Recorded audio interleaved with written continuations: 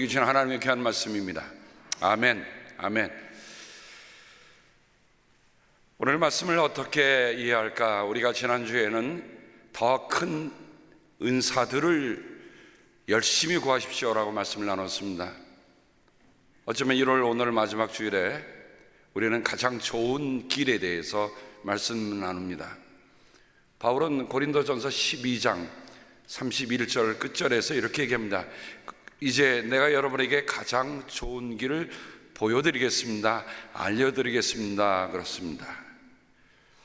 자, 오늘 말씀의 제목을 우리가 함께 읽어볼까요? 시작. 그 사랑이 없으면 나는 아무것도 아닙니다. 우리가 통상적으로 올 때 사랑이 없으면 나는 아무것도 아닙니다 라고 했는데 왜 그 자란 말을 제가 굳이 붙였을까? 원문 성경인 헬라어 성경에 보면 그 단어들이 복수로 쓰인 데가 있고 단수로 쓰인 데가 있습니다. 근데 이 사랑은 아무리 뒤져봐도 앞에는 정관사가 아무것도 없어요. 근데 단수입니다. 그 말은 이런 아가페라고 하는 사랑을 쓰지만 아가페라고 하는 건 둘이 아니다는 거죠. 아가페는 하나님이 우리에게 보여준 사랑이요 예수 그리스도를 통해서 보여주신 사랑인데 그 사랑은 둘이 아니라는 겁니다. 그래서 저는 이 세상에 사랑이라는 말이 너무 많으니까 그런 허다한 사랑 말고 하나님이 예수 그리스도를 통해 보여주신 그 사랑, 그래서 제가 그 자라는 말을 앞에 붙이게 되었습니다. 다시 한번 우리 읽어볼까요? 시작. 그 사랑이 없으면 나는 아무것도 아닙니다. 바울은 고린도전서 13장을 이끌어가면서 사랑에 대한 얘기를 하는데 13장 4절부터 사랑은 오래 참습니다, 사랑은 친절합니다 하고 내려갑니다. 그런데 1절하고 3절에 중요한 이야기를 하고 있습니다. 한번 여러분 그림을 보시죠. 여러분 오른쪽에 있는 그림이 무슨 그림인지 혹시 아시는 분 있으십니까? 어디서 본 듯한 그림 같죠? 네, 영국의 존 버년이 지었던 철로 역정 Pilgrim's Progress라고 하는 그 스토리를 그림으로 옮겨놓은 겁니다.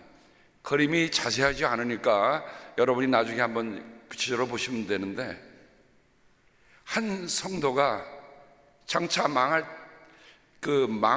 동호성으로부터 시작해서 하나님의 성으로 가는 그런 여정을 그린 책입니다.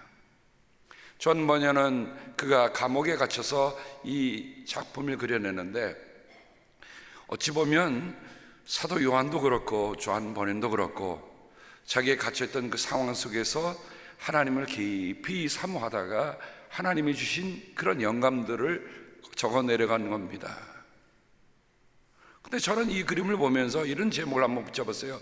길에서 길을 묻다. 우리가 누구나 다 길을 갑니다. 그래서 어떤 이들은 얘기하길 인생은 나그네 길이라고 합니다. 길이라고 하는 말은 뭡니까? 우리가 뭔가를 향해 떠나가고 있다는 겁니다. 우리가 앉아있든 두루누워있든 우리가 자고 있든 무슨 일을 하든 우리도 모르는 사이에 우리의 길을 가고 있습니다. 그런데 우리가 가는 길이 정말 바른 길인가? 정말 내가 가는 이 길 끝에서 나는 하나님을 만날 수 있는가? 내가 가는 이 길 끝에서 정말 주님을 만날 수 있는가? 하는 것을 우리에게 깊이 물어야 할 것입니다. 한번 우리들 스스로에게 이런 질문을 해본 적이 있을 겁니다. 지금 내가 가는 길이 바른 길인가? 속도보다 중요한 것은 방향이라고 했죠. 저는 아직도 좀 혈기가 있는 모양입니다. 운동하러 가면 남들보다 거리는 멀리 가는데 남의 집에 가 있어요. 웃으시는 분은 무슨 뜻인 줄 아실 겁니다. 그럼 가서 진땀을 뻘뻘 내고서 또 돌려놓습니다. 근데 돌려놓는데 또 제 집으로 온 게 아니라 또 남의 집에 가요. 그러다 보면 제가 지금 뭘 하고 있는가? 근데 저는 그 운동을 하면서 제 스스로 인생을 볼 때가 참 많습니다. 나는 잘했다고 생각했는데, 나는 한번 멋있게 했다고 생각했는데 웬걸 내가 정말 그곳에 원하는 그 방향이 아니고 다른 곳에 가 있단 말이죠. 그러니 아무리 스피드를 내서 간들 무슨 소용이 있겠어요. 엉뚱한 집에 가 있으니까 그냥 쭈삣쭈삣 남의 눈치 보다가, 또 사람이 또 허겁지겁 눈치 보다 보면 또 그 다음 게 잘 됩니까? 또 안 돼요. 그래서 그 다음에 가면 에이, 욕심을 비우고 천천히 하련다 하는데 웬걸 사람이 또 그렇습니까? 한번 나온 김에 한번 멋지게 해보지. 그 마음이 또 솟아나는 거예요. 그게 제 모습이더라고요. 내가 아무리 열심히 기도하고, 내가 아무리 열심히 선교하고, 내가 아무리 열심히 전도한다 할지라도 내가 가는 길을 중간마다 물어봐야 할 필요가 우리에게 있습니다. 여러분, 바로 가고 계십니까? 정말 내가 가는 이 길 끝에서 주님을 만나겠다고 하는 그런 소망이 내게 있습니까? 철로 역정에 보면 그 길 가는 곳곳마다 여러 가지 어려움, 여러 가지 유혹이 도사리고 있어요. 그 어려움이 올 때마다 도움으로 그가 그 길을 다시 잡고 가는 길이 바로 철로 역정입니다. 어떻게 보면 우리 모두가 다 필그림, 우리가 모두가 다 순례자인 것에 틀림이 없습니다. 다음 그림을 한번 보시죠. 제가 말씀을 준비하는 가운데 길이란 말, 내가 여러분에게 가장 좋은 길이란 말은 그리고로 호도스라는 말씀입니다. 이 호도스라는 말에서 엑소도스라는 말입니다. 엑스호도스, 길을 떠났다는 거죠. 출애굽이라고 하는 것은 길을 떠났다고 하는 말입니다. 근데 여러분, 이집트에서 가나안까지 가는 길이 있습니다. 그 길은 크게 두 가지 길로 생각해 볼 수 있습니다. 여러분의 왼쪽에 볼 수 있는 광야의 길입니다. 근데 이 그림을 붙여놨기 때문에 여러분 착각하지 마세요. 위에 거는 요즘 붙여있는 사인이고 밑에 게 광야 길입니다. 자, 그 넓은 광야의 길이 보입니까? 안 보입니다.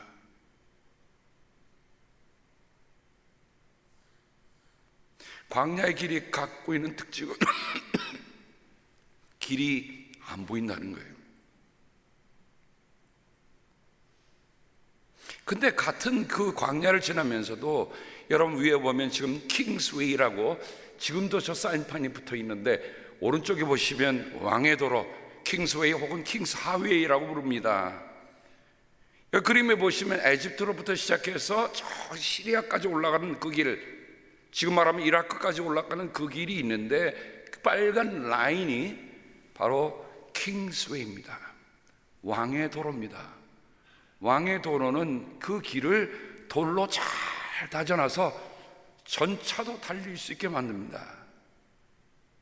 여러분, 지금 뭐 아스팔트 깔았다고 얘기하지만 여러분, 그 당시에는 돌 하나를 다 이겨갖고 전차가 가는데 삐그덕삐그덕 되면 안 되잖아요. 요즘 저는 차를 타면서 들리는 소음 때문에 어떤 신경 쓰는데, 여러분, 왕이 타는 전차가 가는데 그만큼 도로를 잘 만들어 놨어요. 그러니까 에집트에서부터 시작해서 저 이라크까지 달릴 수가 있는 도로가 저 킹스 하웨이입니다.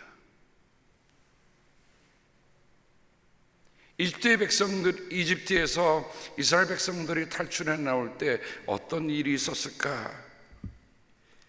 히브리서 3장 7절 이하에 있는 말씀을 저는 다시 한번 보게 됐습니다. 왜냐하면 이 호도스라고 하는 길이란 말이 성경에, 신약 성경에 아주 10번 이래로 나오는 단어입니다.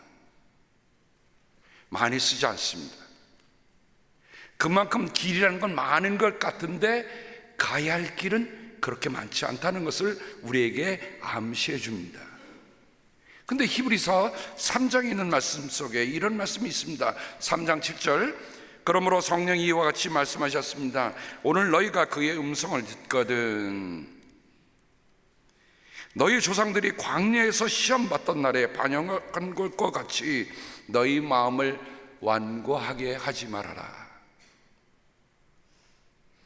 거기에서 그들은 나를 시험하여 보았고 40년 동안이나 내가 하는 일들을 보았다. 그러므로 나는 그새에게 분노해서 말하였다. 그들은 언제나 마음이 미혹되어서 내 길을 알지 못하였다. 어떻게 했다고요? 마음이 하나님께로 집중되지 않고 다른 것에 흔들리기 시작하니까 그 길을 보지 못했다는 겁니다. 내가 진노하여 맹세한 대로 그들은 결코 내 안식에 들어오지 못할 것이다. 제가 길에 대한 말씀을 묵상하는 가운데 히브리서 3장 이 말씀을 대하면서 그렇구나, 이 길, 왜 그들이 이 광야 40년 동안 저 길에서 헤맸을까? 넉넉 잡아 40일은 갈 수 있는 그 길을 왜 40년 동안 헤맸을까? 왜 저들은 왕의 도로를 이용하지 못했을까? 물론 에집트에서 군사들이 쫓아와서 왕의 도로로 들어왔다는 거 뻔하니까 그 길을 안 갈 거라고는 생각을 했지만 여러분, 그것만은 아니었습니다. 하나님이 못 막으시겠어요? 홍해를 갈라서 그 백성들을 이끌어내신 분이 그 길 가는데 막지 않으시겠습니까? 근데 왜 그 길을 못 갔는가? 이유는 하나요. 마음이 완고하여, 마음이 고집스러워서, 미혹되어서 그 길을 볼 수 없었다는 겁니다.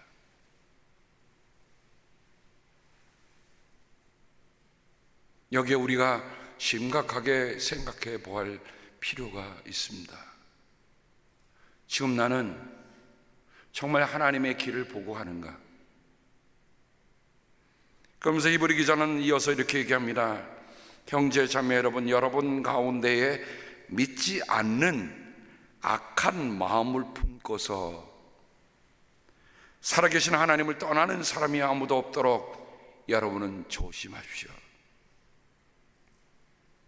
믿지 않는 사람들에 관한 얘기가 아니에요.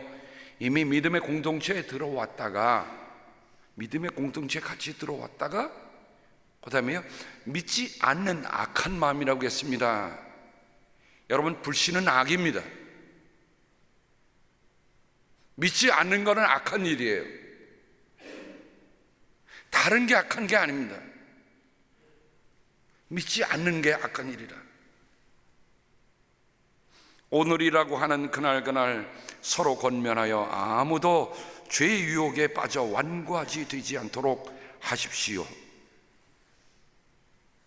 이게 히브리서 기자가 호더스, 길에 대해 얘기하며 이스라엘 역사에 지나왔던 40년의 광야의 길을 왜 그들이 그곳에서 그렇게 죽어갔는가 하는 얘기를 우리에게 얘기해 주면서, 우리에게도 그런 불신의 마음이 들어서, 악한 마음이 들어서 쓴뿌리가 돋아나서 우리도 그렇게 되지 않도록 오늘이라고 부르는 날에 조심하라는 겁니다.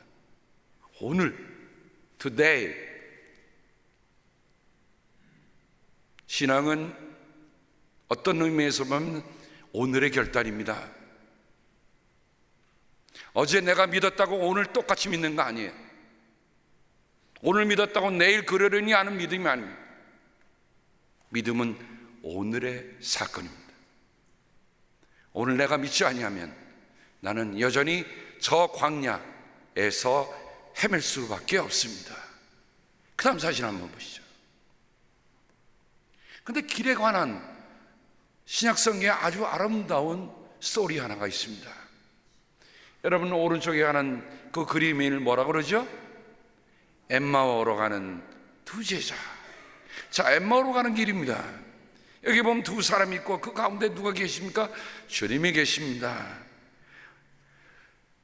그들이 낙심하여서 예루살렘에서 엠마오로 가는 중에 부활의 주님이 그들 가운데 나타나시면서 말씀하십니다.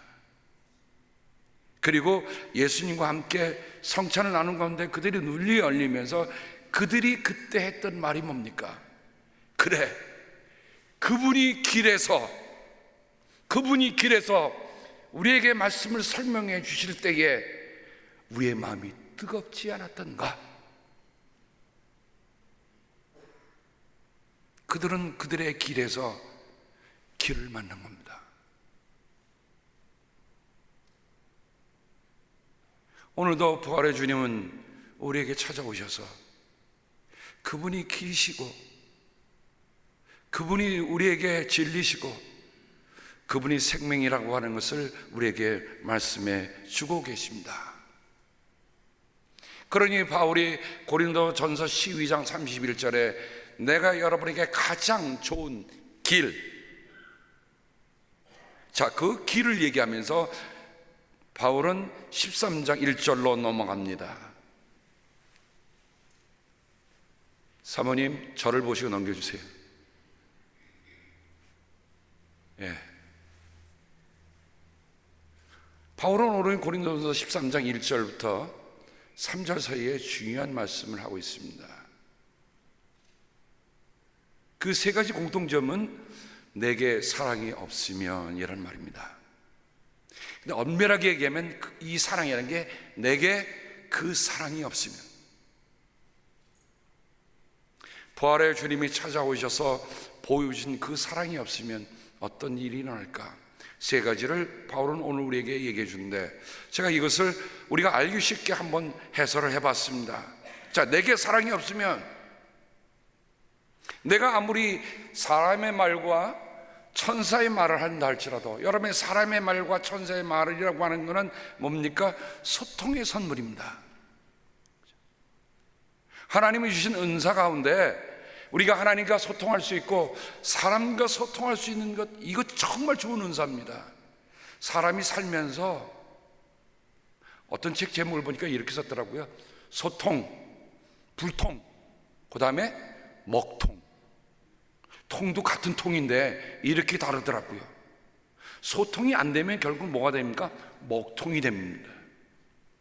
그러니까 방언의 은사나 또 우리가 사람의 말을 한다 할지라도 우리가 그 모든 것은 소통의 은사인데, 소통의 선물이 만약에 소통이 되지 않고 자, 울리는 구리와 소리나는 징과 같다라고 했습니다. 여러분 꽹과리 한번 보신 적 있으시죠? 꽹과리 어떻습니까? 멀리서 들으면 괜찮아요. 깽깽깽깽깽깽깽 하면서 그저 노악대들이 하는데, 여러분 만약 그거를 여러분의 귀에 대고 만약 1분간 친다고 하십시다. 여러분 좋다 그러실 분 계십니까? 아무도 없으실 것 같아요. 징이요? 예, 징. 얼마나 무거운 베이스 소리로 쫙 퍼지는지. 시작하는구나. 옛날에 연극할 때 보면 뒤에서 징 하면 연극이 시작입니다. 그런데 그 연극이 시작을 알리는 그 징인데, 만약 그 징을 여러분 귀에 대고 한번 친다고 생각해 보세요. 들을 수 있겠습니까? 좋은 소리로 들립니까? 아니에요. 그건 분명히 우리에게 잡음처럼 들릴 것입니다. 우리가 아무리 소통의 은사를 갖고 있다 할지라도 만약 그 안에 뭐가 없으면, 그 사랑이 없으면 그 소통의 선물이 고통의 산물로 되고 마는 겁니다. 한번 생각해 보셨습니까? 내가 받았다고 하는 은사가 다른 사람에게 고통을 준다고 한다면 그게 어찌 하나님이 주신 뜻을 따른 일이 되겠느냐 말입니다.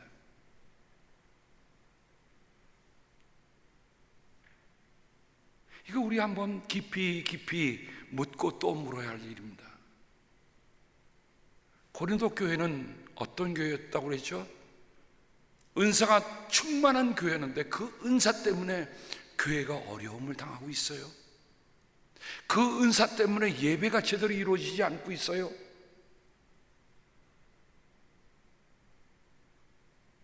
은사라고 하는 것은 어찌 방언뿐만이겠습니까?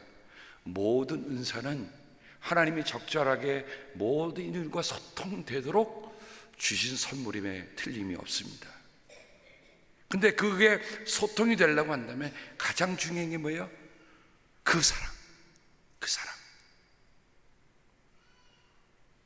저는 우리 라구나 일ser교회에 있는 모든 성도들이 소통의 은사를 다 받으실 때, 소통의 선물을 받을 때 그 선물이 남에게 고통을 주는 선물이 되지 않기를 주님의 이름으로 부탁합니다. 바울은 스스로를 알았어요. 바울이 여러분은 이렇게 얘기 아니에요.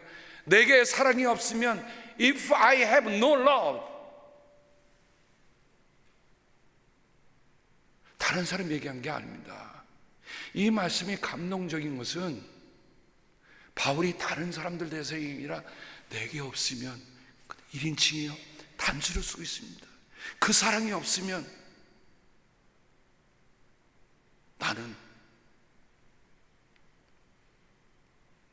자, 그럼 두 번째로 한번 보도록 하겠습니다. 내게 사랑이 없으면 두 번째, 여기 보면 예언하는 능력이 있습니다. 그죠? 다른 사람의 지식과 지혜의 선물이 있습니다. 또 산을 옮길 만한 믿음이 있습니다. 이 정도 되면 이건 뭐예요? 능력이잖아요. 이건 능력이에요.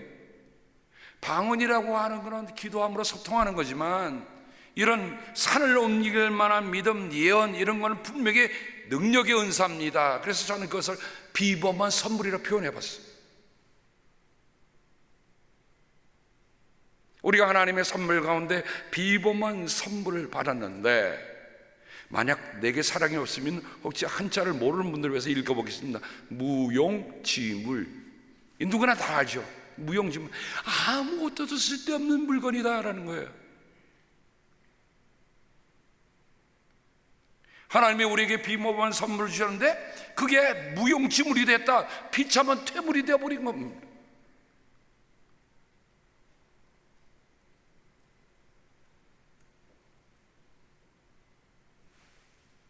우리의 인생이 길어봐야 이제는 한 100, 제가 우리 권사님 가운데 104살에 돌아가신 분이 계시니까 104살로 잡으십시다. 몇 년 남으셨습니까? 여러분에게 주신 비범한 선물이 있지요.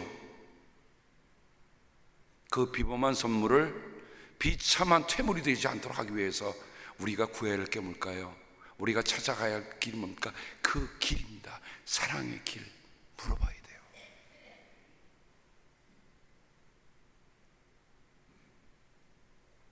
함께 공동체를 이루면서 내가 다른 사람보다 좀 난 거 있다고 한다면, 내가 다른 사람보다 조금 더 뛰어난 게 있다고 한다면 그 은사는 사랑으로 쓰셔야 돼요. 만약 그 은사에 사랑이 빠지면 그것은 비참한 퇴물이 되고 맙니다. 무용지물입니다.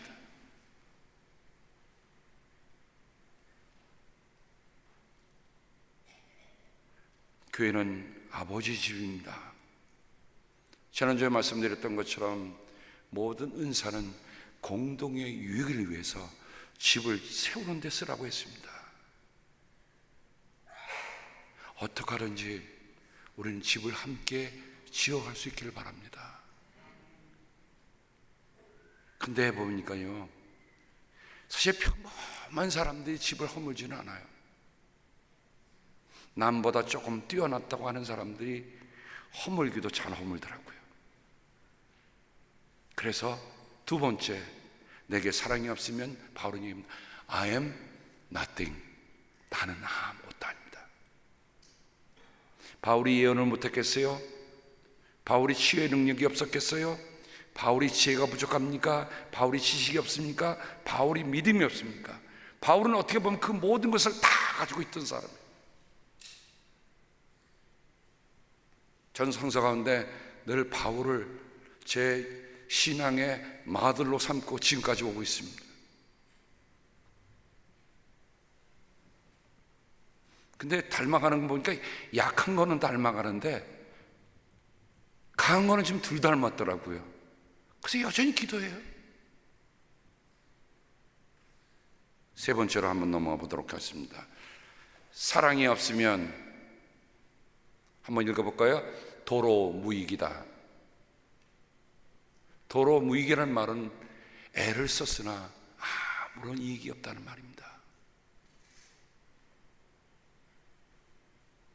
여러분, 내가 다른 사람들에게 내 재산을 나눠줄지라도, 그죠? 내 몸을 자랑 삼아 불살라 내어줄지라도 사랑이 없으면 내게는 아무런 이익이 없습니다. 바울이 말합니다. 도로 무익이죠. 애를 썼지만 아무런 이익이 되지 않는다는 거예요. 왜 그렇습니까? 여러분, 내가 재산을 나눠주는 거나 또 내가 몸을 불산다는 건 분명히 그것은 희생이라는 선물입니다. 희생이라는 은사예요.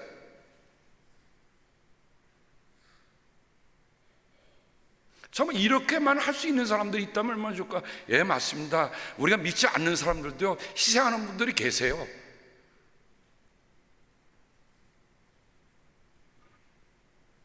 전 빌 게이츠가 뭐 1조억을 내어놨다는 것보다 콩나물 장수 할머니가 1억 원을 내었다는 게 더 감동을 받습니다. 그분들이 얼마나 어렵게 모은 돈입니까? 추운 겨울에 손 발발 굴리면서 그거 국 끓여갖고 벌었던 돈 거기서 얼마나 남겠어요?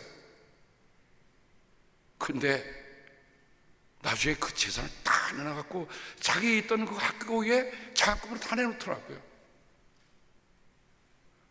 나는 그런 할머니들 다시 한번 가서 만나보고 싶어요. 나는 그 국밥집에 가서 내가 돈을 내놓고 그 국밥을 하루에도 10그릇도 먹고 싶어.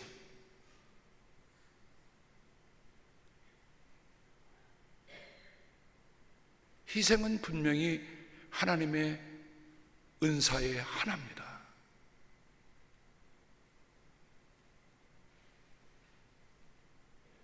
여러분, 오늘 여러분들이 재무부에서 1년 동안 여러분들이 정말 정성껏 한 것에 대한 보고서를 받으십니다.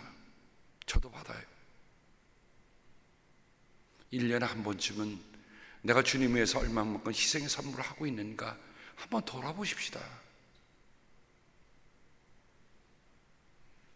내가 나중에 주님 앞에 갈 때 내가 나의 집을 위해서 이렇게 헌신했구나, 이렇게 희생했구나, 저는 칭찬받을 수 있길 바랍니다. 어느 때 어느 분들을 보면 정말 고개 숙이시는 분들이 많으세요. 정말 우리 교회는 콩나물 할머니 같은 분들이 계세요.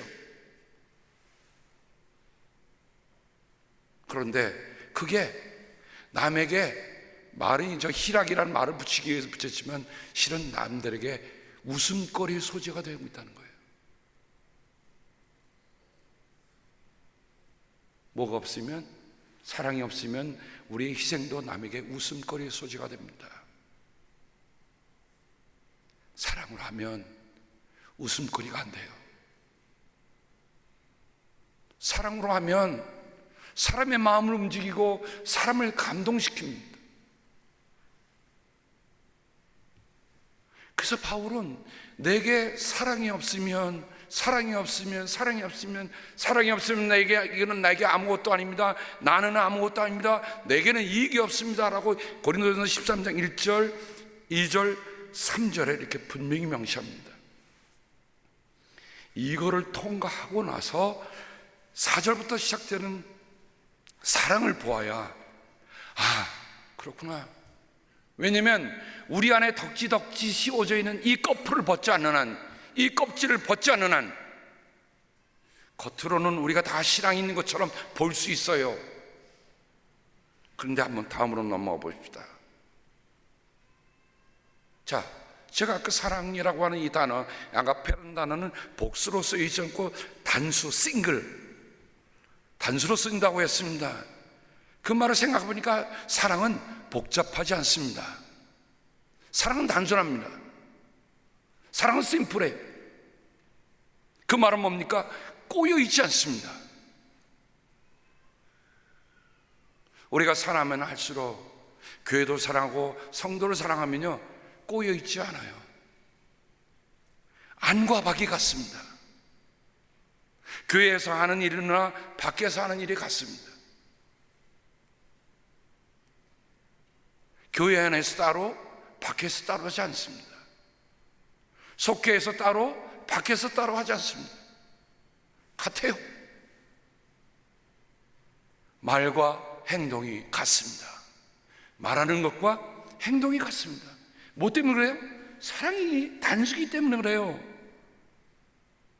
사랑이 복수라면 안과 밖이 다를 수 있어요. 말과 행동이 다를 수 있어요. 꼬일 수 있어요. 복잡할 수 있어요. 그러나 아닙니다. 사랑은 단수예요. 그 길이신 주님 안에서 우리가 찾아야 합니다. 오늘은 오늘 본문에 하나만 넘어가면서 다음 주에 사랑이 더 얘기하겠습니다. 하나만 넣어보죠. 그러면서 바울이 이렇게 합니다. 사랑은 오래 참다. Love is patient.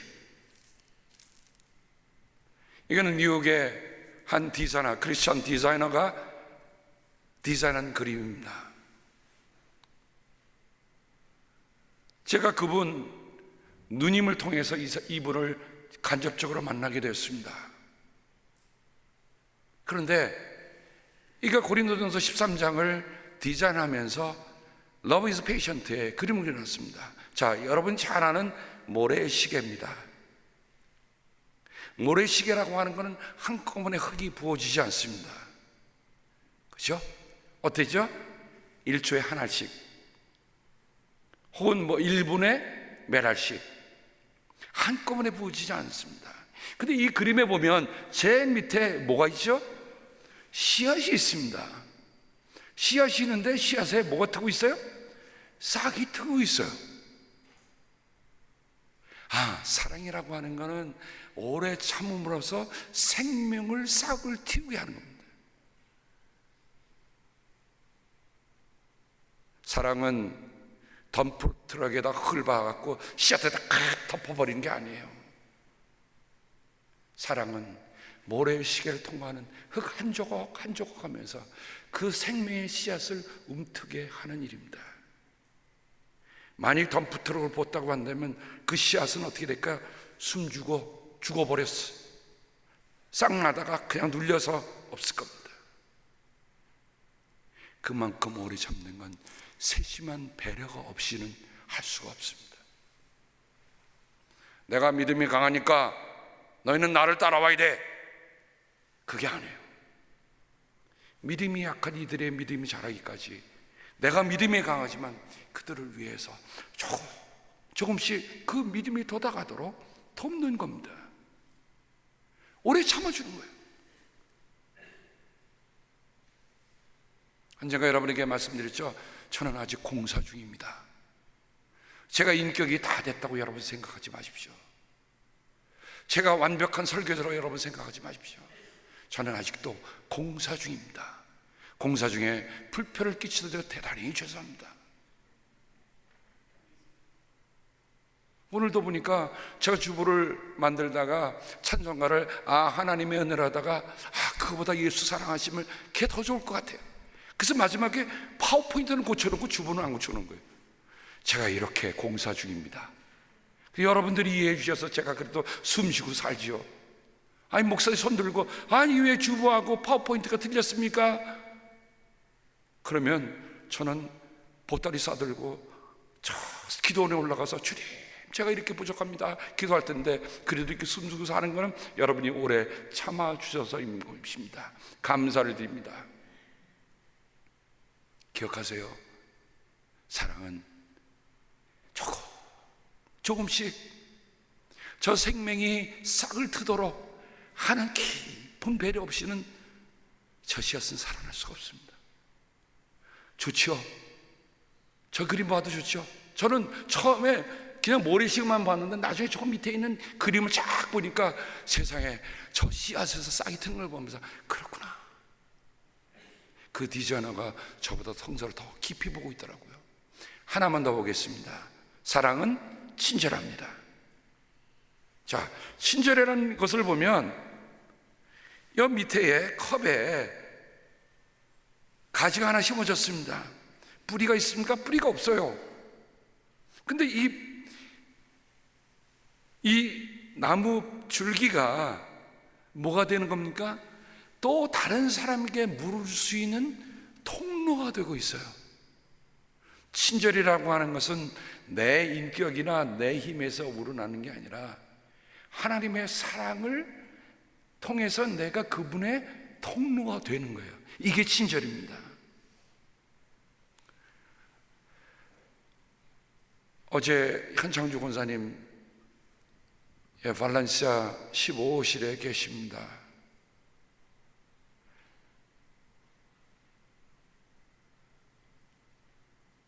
뇌 수술을 받으시라고 머리를 다 깎으셨죠.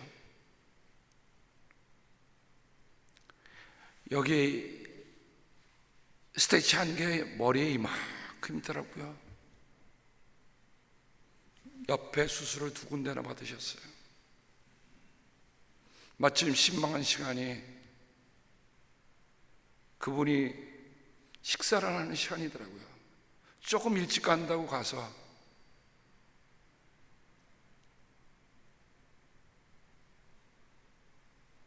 근데 지난번에 병원에 계실 때 현 권사님이 제 아내에게 속꼬리곰탕 먹고 싶다 그러셨대요.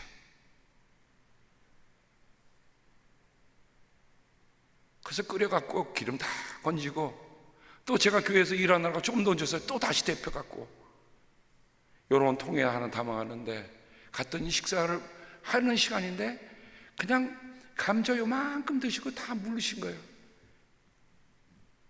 아침도 못 드셨고 점심도 못 드셨대요. 저녁 그거 손달리니까 입이 맞지 않는 거예요. 권사님, 지난번에 속꼬리 곰탕 드시고 싶어 하셨죠?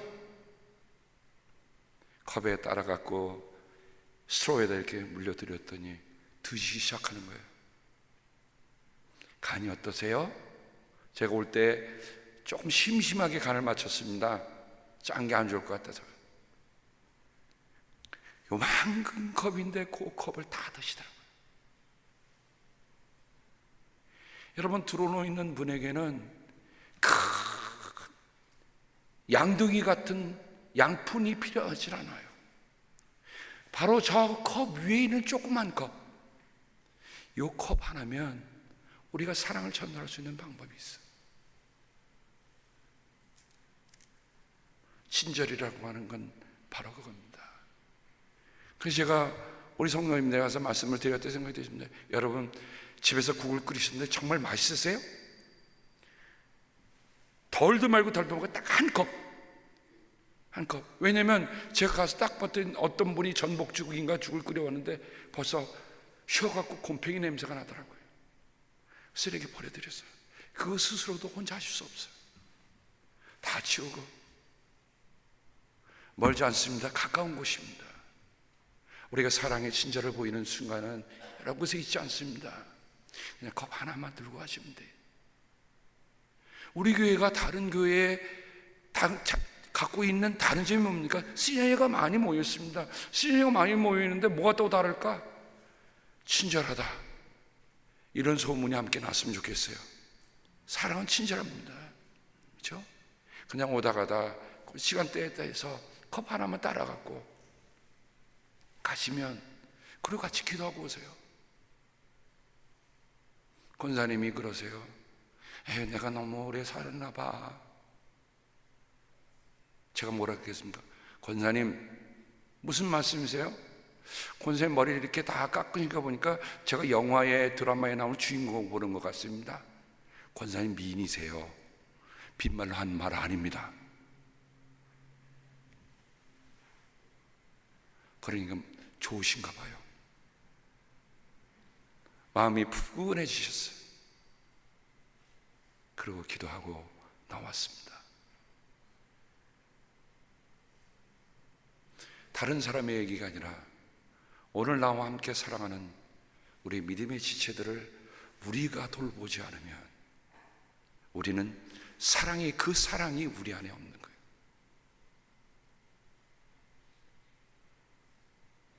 우리가 어떤 의미에서 보면 상처받은 사람들이요, 우리 모두가 다 힘든 광야길을 가는 사람들이지만 우리가 부활의 그 주님이 길 대신 그분이 우리를 만나 주셔서 우리가 이제 새로운 길을 가잖아요. 그렇죠? 그러면 우리가 오래 참을 수 있고 우리가 친절할 수 있는 겁니다. 기도하겠습니다.